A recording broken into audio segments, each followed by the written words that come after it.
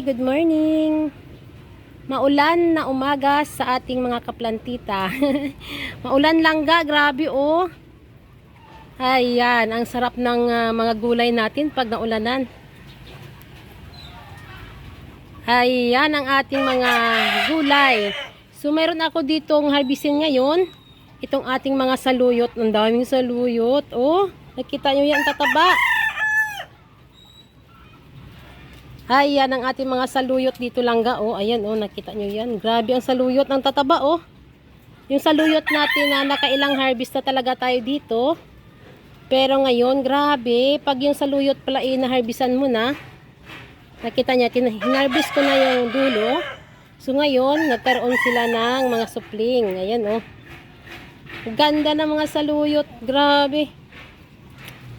Meron ako ditong mga naisabwag na mga bunga ng ating mga saluyot. Buhay na. Dito sa aking mga papaya. Ayan ang papaya natin. Langga ang taas na ng papaya. Ayan papaya natin. Ayan. Meron tayo ditong mga saluyot. Yung mga seeds langga. Ayan o. Nakita nyo iba yan. Mga maliliit pa. Dito ko siya isinabwag sa paso ng ating mga papaya. Ayan no, buhay na. Mayroon na naman tayo pang palit dito sa ating mga saluyot. Kasi yung mga saluyot natin is medyo matatanda na itong iba dito. Pero grabe, ang ganda pa rin ng kanilang mga dahon. Ayan no, ganda pa rin oh. Yan no, yung ating mga saluyot. Diyan lang yan nakatanim sa mga paso-paso. Pero nakita mo naman yung mga dahon. Ang mga saluyot kasi is kahit saan naman talaga yan tumutubo. Pero syempre, wala tayo doon sa probinsya. Nandito tayo sa third floor nagtatanim, dito sa Taguig. Kaya yung ating pamamaraan, itanim natin sa paso ang ating mga saluyot. Para mayroon tayong fresh na mahaharvest. Kasi pag minsan, pag sa palengke tayo bumili, naninilaw na langga ang mga saluyot. Ganda ng mga saluyot, ano. Mas maganda din siguro, ayan ano, pag ipa-partner natin dyan sa mga malunggay. Ganda ng malunggay natin doon. O, yung malunggay natin lang, pinutol natin yan. So, ayan o, ang ganda na. Nauulanan kasi lagi, kaya ganda ng mga dahon, o, diba? Ganyan lang ga ang ginagawa ko pag tayo ay panahon ng tag-ulan. Pinuputol ko talaga ang aking malunggay para gumanda ang kanilang mga dahon. Magsasanga ng maganda. Ayan. Ating malungga ang ating saluyot. Ayan, nag-harvest tayo dyan ng ating saluyot langga. Sarap yan. Ayan no, may mga bago akong tanim dito ng mga saluyot. Ayan no, mga bago pa lang yan. Hindi pa masyadong malalaki. Dito, ayan malalaki na. Ganda ng kulitis natin dito oh. Itong kulitis ko is nakailang harvest na ako dito. Ayan no. Pero ayan, ulit sila, nagtalbos uli ang ating mga kulitis. Kahit naman hindi tayo gaanong malawak ang ating pagtataniman, kahit siksikan lang langga, basta magaganda lang po yung ating mga lupa. Talagang sigurado akong magaganda talaga ang ang tubo ng ating mga tanim. Kahit ganyan lang, maninipis lang na paso. Kahit mga salu-saluyot lang dyan, mga talbos-talbos, mga kulikulitis lang, talaga makapag-harvest tayo. Basta yung ating mga lupa is magaganda. Organic lang tayo dito langga. Wala tayong ginagamit dito na mga pataba. Mga organic lang ito, mga nabubulok.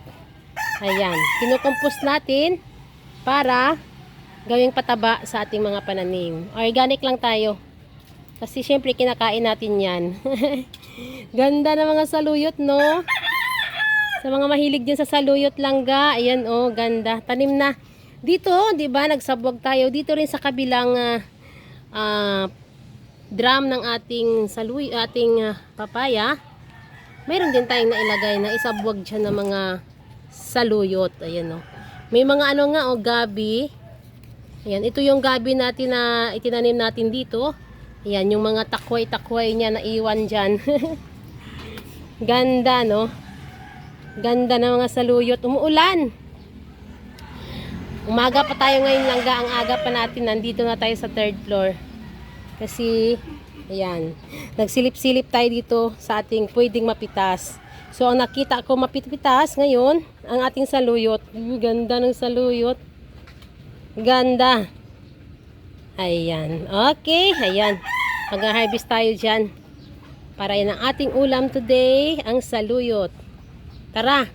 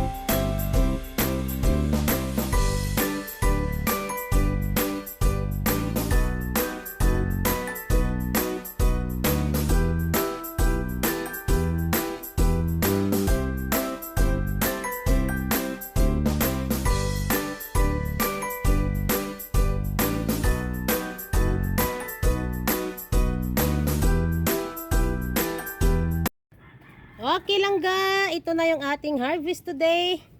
Ang ating mga saluyot. Ayan no, saluyot natin. Ayan. Ayan oh. Dami yan. Tsaka yung ating okra. Ayan na, ang ating harvest today.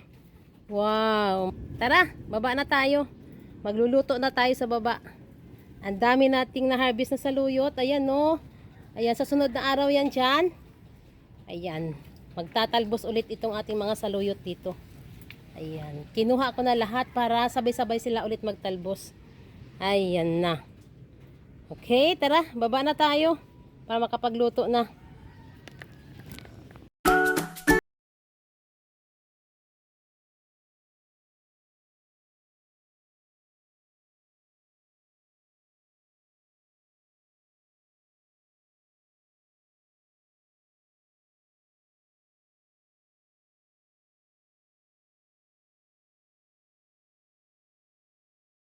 Dito na tayo sa ating kusina. Ito na yung ating lulutuin lang ga. Itong ating na-harvest na saluyot. Ayan, in-slice ko na yung mga saluyot natin. At saka yung ating puso ng saging yan. Yan, puso ng saging. Ayan. Na-slice ko na din yan at pinigaan. Ayan, mas masarap kasi yung pag pinipiga yung yung puso ng saging. At saka ito yung ating bangos. Ayan. Ang ating sahog sa ating puso ng saging at saka yung ating saluyot. Okay, ayan. Igisa muna natin yung ating puso ng saging.